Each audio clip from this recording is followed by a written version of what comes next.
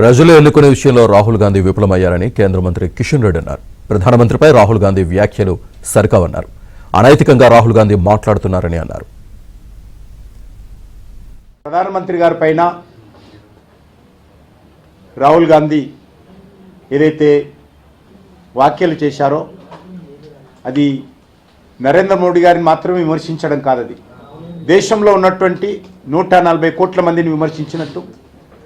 వారి యొక్క వ్యాఖ్యలు ఒక ప్రధానమంత్రి లాంటి వ్యక్తికి మరి ఈ రకంగా స్థాయి తగ్గించేటువంటి ప్రయత్నం, అనైతికంగా మాట్లాడేటువంటి ప్రయత్నం రాహుల్ గాంధీ చేస్తూ ఉన్నారు. ఇది చాలా దురదృష్టకరము.